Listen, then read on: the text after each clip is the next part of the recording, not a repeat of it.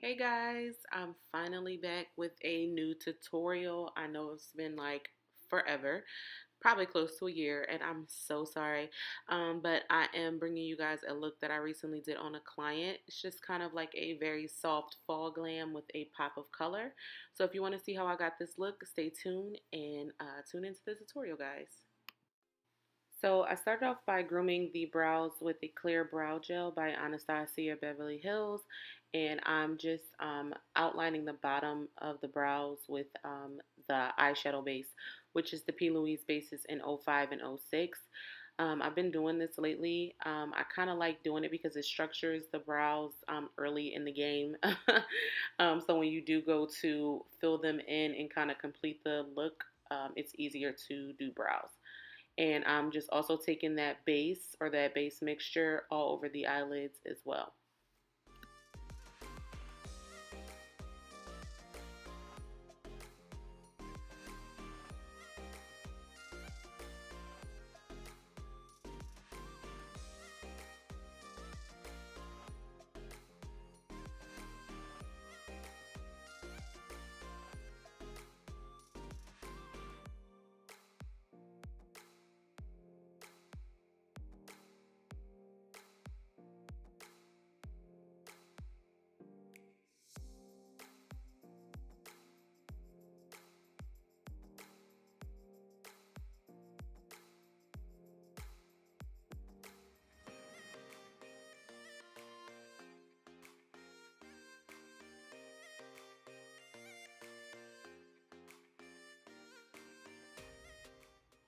Okay, so I basically only used one eyeshadow palette and a single shadow for the lids.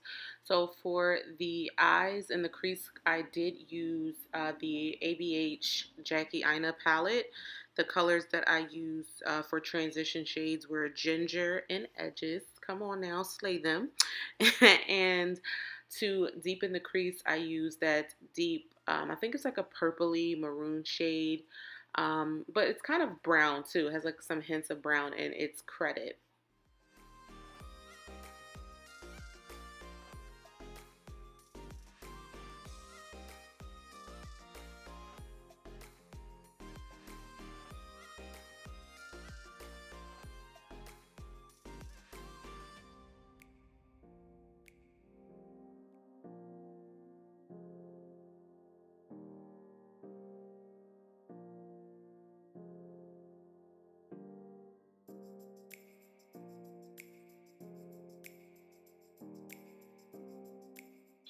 So just going back with that base color by P. Louise in 05, just kind of just doing a soft, quote unquote, soft version of a cut crease.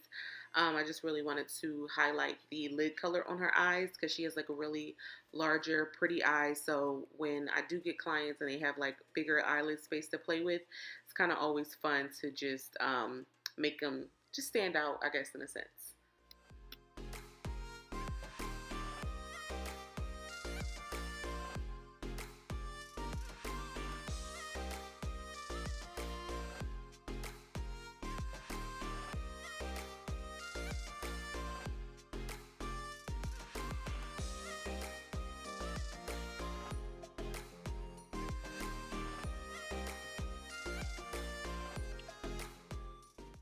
And now I'm just applying the lid color. It is by Dosa Colors. The name of the single shadow is called Shall We Dance. It is like one of my favorite go-to colors, mostly for like weddings because I feel like it looks great on a multitude of people. And it's a very soft, pretty tone, like with a rose gold. It has a rose gold undertone, but it has like the perfect satin pearlescent finish that really gives the eyes that pop where it's like giving you just what you need but not doing too much. So I thought that this would be perfect since we were doing a little bit of a more vibrant color on the waterline and under the eyes.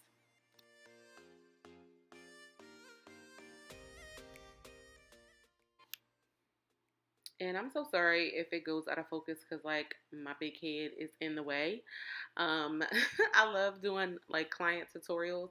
Um, but I realize like it's so hard because like you're like busy working and you're not like always paying attention. So if your camera's in focus, and I probably have to kind of get a better angle with that. So I'm so sorry, guys, that it keeps going in and out of focus because my big old head and wig is in the way.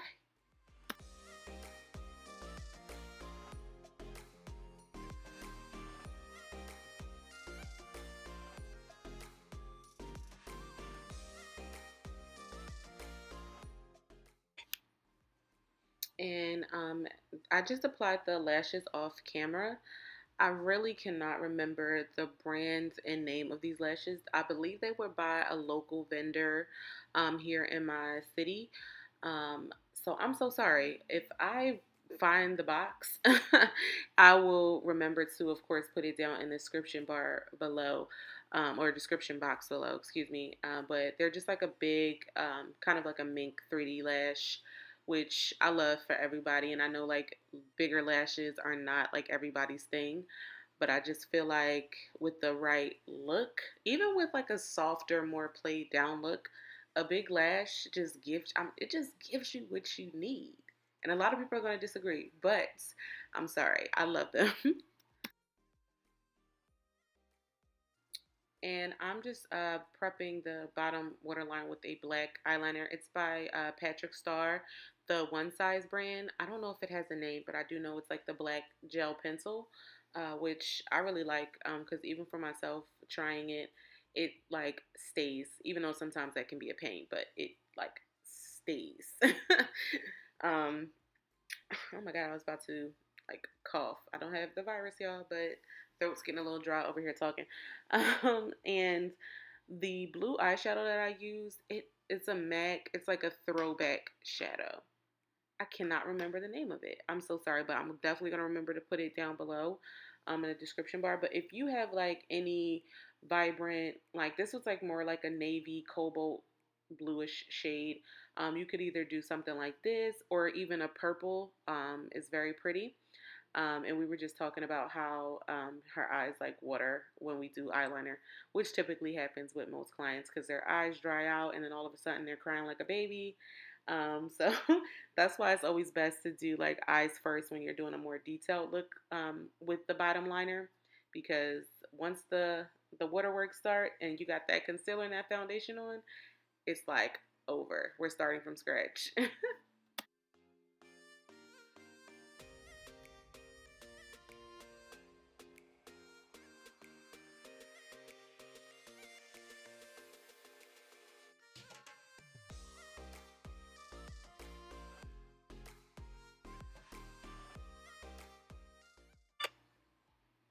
So just going in with foundation, I'm using the Lancome Teint Idole Ultra Wear. I hope I didn't butcher that name. The shades I'm using are 500 and 520. I really am obsessed with this foundation. I literally just started using it maybe like a month and a half ago, and it literally gives like, it's so cliche to say, but it's like your skin but better, legit, because it has like a perfect, it is a matte finish. To me it looks more like satiny once it like dries down and it wears on the skin. But it's a medium to full coverage foundation, and I always like to just apply it onto the skin and then blend it out with a beauty blender. I feel like it gives it that really soft, just kind of like airbrushed HD look to the skin for foundation. So I definitely would recommend it. It is a little bit higher in price point if you are a freelance artist, but if you are someone who just is in the market for a great foundation to add to your routine, definitely check out this Lancome one.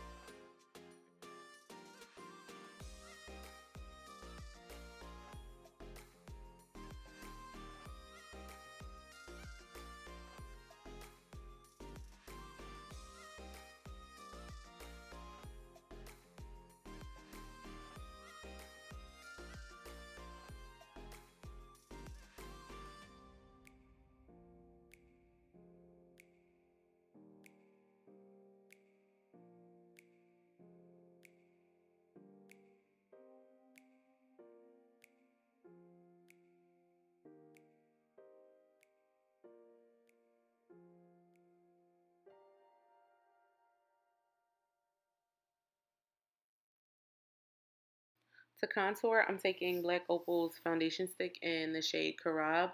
Applying it with a dual fiber brush and then blending it out with the butt of the beauty blender. That always sounds so funny to say, or the bottom, however you want to reference it. I just started a new foundation technique after taking like a really dope masterclass from a super talented UK artist. So basically, one of the techniques was doing contouring before concealing and highlighting. And it probably sounds really like simple and like probably like duh to some people, but I would always do highlight and concealer before contouring with creams or powders. And I feel like just kind of switching that technique around, it really has ultimately helped the application. Like it really makes it, what's the word I'm looking for? It kind of makes for a more seamless transition into the two shades when blending them together.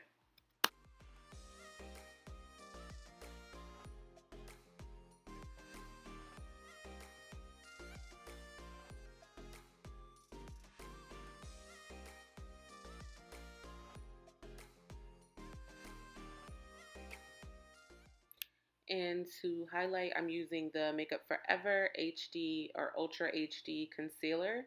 The shade is in 44.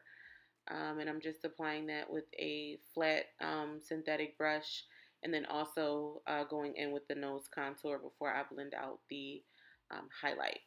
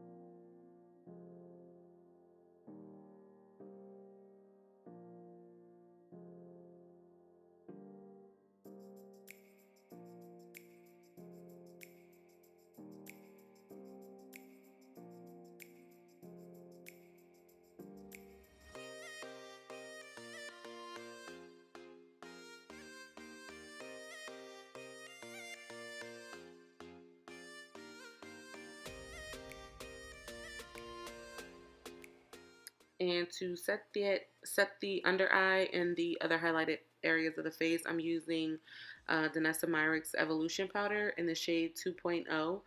Kind of similar to like a banana powder, but just a little bit brighter. And it is one of those really super finely milled powders. So it's not chunky at all. When you do apply it to the skin, it really smooths it out and just gives a beautiful matte finish.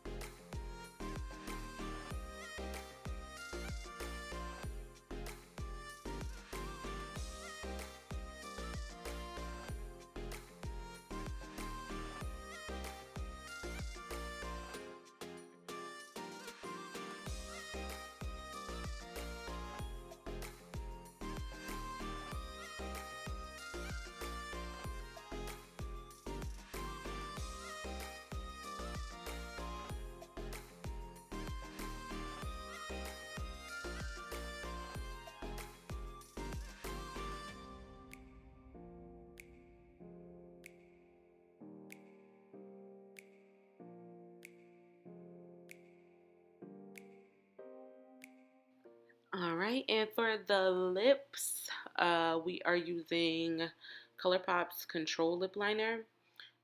It's just a dark brown shade, and I didn't use like a lipstick or anything. I just used two glosses. One was Anastasia Beverly Hills. It was a shade called Amber. It was like a nudish, corally shade. But Anastasia Beverly Hills, their glosses kind of can act as a lipstick because they're very, very pigmented.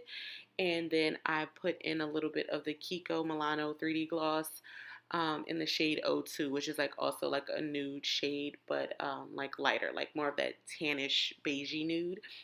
And that just gave it like the more like glossy look.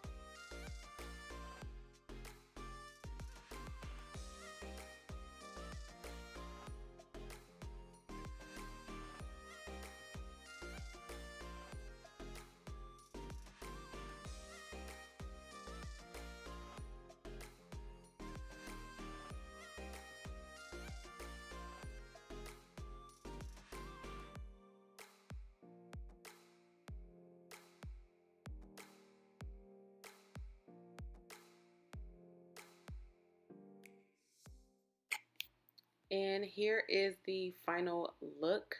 I'm so mad because you really can't see the blue as much as I'd hope that you'd be able to see it, but the look really came out beautifully nonetheless. And it just looks gorgeous on her. It's nothing like brown girl melanin realness, you know. So if you guys enjoy watching me create this look and this tutorial on my clients, please give this video a thumbs up. Comment down below if you have any questions, if I missed any details, and subscribe if you are not subscribed to my channel. Again, thank you guys. Mwah.